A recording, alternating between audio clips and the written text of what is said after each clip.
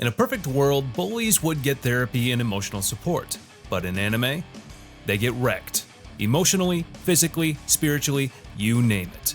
Watching a non-untouchable villain crumble because they underestimated the quiet kid is not only satisfying, it's practically spiritual healing. Spoiler alert, we're diving deep into some of the most satisfying bullies that get what they deserve moments. So if you haven't caught up on these shows, you've been warned. Kicking things off is a satisfying smackdown that had the whole internet cheering in viral hit. すごいぞチャンネル登録者一気に増えてるったく調子に乗りやがってだからてめえの母親もこんなん子になるんだよ Meet Hobin Yo, our average underdog if your average underdog's life was a dumpster fire wrapped in tragedy with extra humiliation sauce. His mom's in the hospital, the medical bills are piling up, and he's the school's favorite punching bag. And right now, at the top of that bully food chain, Paco, a local bully, full-time jerk, and NewTube's reigning king of being the worst. He doesn't just bully, he monetizes humiliation. He drags Hobin into his videos, makes him do degrading things, and plays it all off for laughs. As if things weren't wild enough, Paco's own lens master, Ji-Yok Woo, aka Snapper, once gave Hobin a beating so bad he ended it by cruelly saying he's the reason his mom got cancer. Yeah, that low. But karma, as they say, doesn't text you before showing up. After discovering a mysterious NewTube channel that teaches fighting techniques, Hobin starts putting in the work. The two ultimately throw down as Paco tries to surround Hobin once again, and Hobin just delivers a crushing blow directly into Paco's face, sending him flying. There were no words, just wide eyes, open mouths, and one very stunned bully tasting the floor. Justice? Served cold and on camera. Next up, we're trading viral videos for divine vengeance in Aristocrats' otherworldly adventure. 聞き間違いかこの C ランクのクロス様に D ランクごときがよ上の言うこと聞いてさっさと着すりゃいいんだよあった Our boy Kane von Silford might look like your average 5th grader, but plot twist, he's actually a teenager who died, got reincarnated into a fantasy world, and was blessed by not one, not two, but 7 literal gods. Yeah, the Marineford faith basically just said, here's every cheat code in the game, knock yourself out. So now he's out here being the strongest, smartest, and most overpowered kid alive. And still somehow adorable while visiting the Adventures Guild to request permission to fight stronger monsters, Kane runs into Cross, a C-rank adventurer with a serious ego problem. Cross mocks Kane's tutors for being on a babysitting quest, and it gets worse when he and his crusty guild buddies try to get Kane's tutors to pour them a drink, if you catch the sleazy drift. And just before things get truly disgusting, Kane steps in. Little dude obliterates Cross and his cronies. Not with flair, not with fireballs, but with straight up hands. He tosses them around like ragdolls and quite literally throws them out the guild door. And the best part? He does it all with the calm, unbothered energy of a kid who still has homework to finish. It's easily one of the most satisfying bully beatdowns I've ever seen. Moving on, we have love, laughter, and a little splash of justice in I'm in love with the villainous. 平民風情が私と机を並べようなんて身の程を知りなさい好きですあ私はクレア様が大好きです Now I adore this anime, not just for the romance, but because it flips the whole ultimate game trope on its head and says, what if I skipped the princess and went straight for the so-called villain? So here's the deal. Ray Taylor wants Ray Ohashi, an overworked office drone who actually died from grinding too hard, is reborn inside her beloved dating sim. But instead of chasing after the kingdom's eligible princess like she's supposed to, Ray's like, nah, I'm good. Where's the hot mean girl? And that hot mean girl?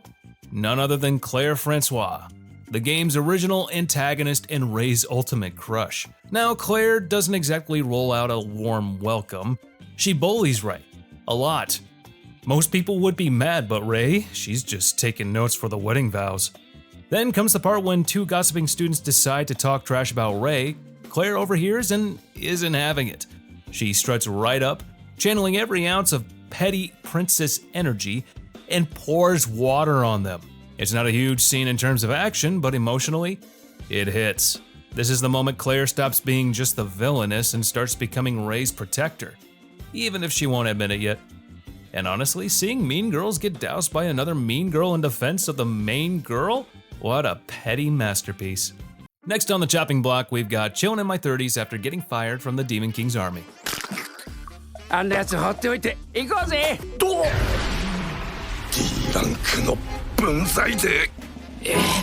俺 Dariel got booted from the Demon Lord's army faster than you can say species discrimination. No warning, no pension, just vibes and betrayal. He goes on to live his best peaceful life in a village, and then comes this arrogant, condescending adventurer named Fitbitan, who tries to recruit him for the Campbell Guild. Dariel says nah, and Fitbitan throws a tantrum, the kind that ends in a duel. And oh man, does he show up ready to flex.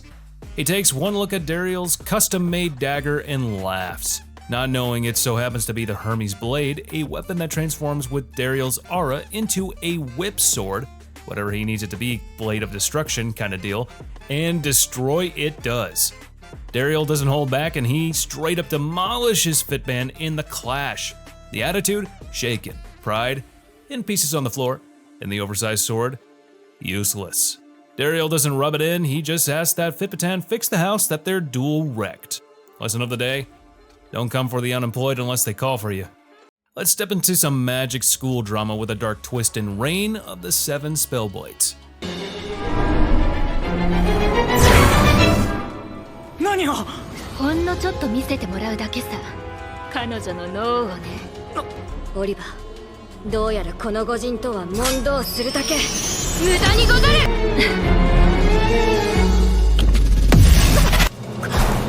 So get this. Vera Milligan, a senior student at Kimberly Magic Academy, isn't just your average eccentric upperclassman. She's a full-blown mad scientist with a twisted obsession for demi-human biology and exactly zero moral boundaries. In her latest experiment, kidnapping student Katie Alto so she can literally dig into her brain. I mean, just your average Tuesday, right? When Oliver and Nanao catch wind of this, they rush in to stop her. And that's when Vera really starts to shine in the worst way possible. Calm, smug, and absolutely terrifying, really. She treats the fight like a game. She's not just powerful, she's unpredictable.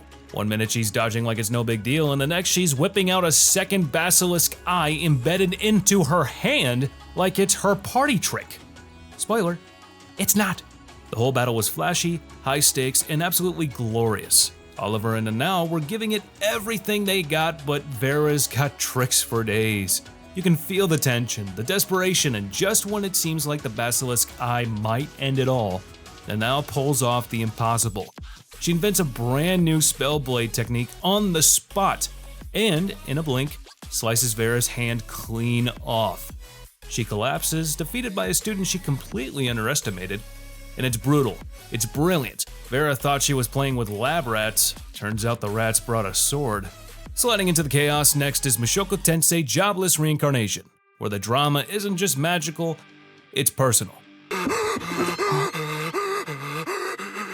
おい、なんだこれは。おい、どうなってんだこりゃ。許せん。人が作ったものを奪った上でわざわざ壊すとは。Rudius channels all his skill into crafting a tiny likeness of Roxy, his beloved mentor. It's his pride and joy, a tribute, a shrine. And what do Linnea and Persina, the Academy's resident beastkin chaos gremlins, do? They wreck it. No remorse, just tail-wagging disrespect. Naturally, Rudius doesn't take that quite lightly. He confronts them, ready to throw hands or spells, and let me tell you, justice is served piping hot. Linnea tries to pounce on him like a wildcat, but ends up flat on the ground before she even knows what hit her. And in a moment that had me gasping and laughing way too hard, he steps on her chest like he's checking the pressure on a soccer ball. Talk about pause on discipline. Persina tries to jump in like she's got next whatever, a big mistake. Rudius doesn't even blink, just plop, launches a spell and drops her straight into the mud like he's playing beastkin whack-a-mole. It's chaotic, And it's petty, it's absolutely hilarious. And you can feel how cathartic it is for him. These girls had it coming and Rudius delivers the beatdown like it's a long overdue group project presentation. Moral of the story, don't trash a man's waifu and expect to walk away mud-free. Proudly taking its spot in the line of bullies who should have just minded their business is Magical Girl Sight, where karma doesn't miss.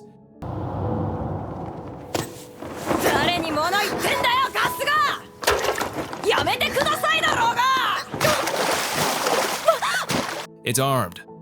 Out of all the bullies get wrecked stories, this one really stuck with me. Aya Asagiri's world isn't just cruel, it's a living nightmare. School is a full-time nightmare thanks to 3 witches without brooms, Serena, Erika, and I. Physical beatings, public humiliation, constant harassment, they don't miss a day. And home? Oh, just a different brand of hell. Her brother Kaname may be the golden child at home, but secretly he's got more red flags than a penalty shootout. The guy treats beating his sister like cardio, or in other words, his sister is his stress ball. The only shred of comfort Aya has is a stray cat she visits under a bridge. Then Erika kills the cat. Yeah, she really said no peace allowed. Aya's rock bottom finally cracks when a creepy website appears on her screen and a disturbing figure tells her that she's been chosen for power. And the next day, a strange gun appears in her locker and let's just say, things escalate dramatically. The same bullies try to literally orchestrate a sexual assault by dragging in some creep named Shota, but Aya flips the script. She pulls the trigger and boom! Erika and Shota vanish. And seconds later, a train barrels by and let's just say they didn't respond. The last bully standing? Tsuyuno finishes the job with one clean, satisfying slash to the throat. Aya's despair turned deadly and for once the world gave her the upper hand. Because sometimes, karma doesn't tap you on the shoulder, it loads the clip and waits for the whistle. And closing out our Carnage tour with a bang, we have Sakamoto Days. 言い訳なら聞く気はねえぞ。坂本さんを見逃してくれませんか。代わりに俺が死にます。坂本さんは見逃してください。 Where the hitman is retired, the waistlines expanded, but the hands rated E for everyone. Once feared across the underworld, Taro Sakamoto now spends his days running a humble convenience store, loving his adorable family, and rocking a dad bod supremacy like a pro. That's a luxury when your old assassin crew puts a hit out on you for daring to live a normal life.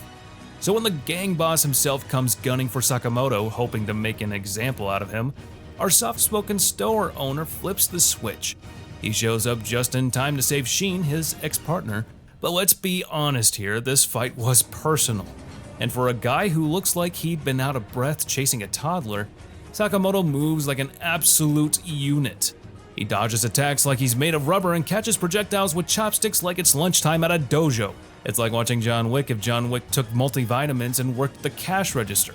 The fight is chaotic, stylish, and oddly heartwarming. Sakamoto doesn't just win, he dominates. Honestly, a perfect feel-good finish. Sometimes the biggest bullies need to learn that you don't poke the panda, because that panda punches back. And there you have it, folks. Sweet, sweet justice served up anime style. Thanks for tagging along on this glorious beatdown binge. Got any favorite bullies get what they deserve moments that I missed? Please let me know down below in the comments. And also, if you've been here a while but aren't subscribed to the channel, then hit that subscribe button and press on that bell icon while you're up there. And set us all to be notified about all our latest new videos. And don't forget to like the video. And as for now, I'll catch you later. See you in the next one.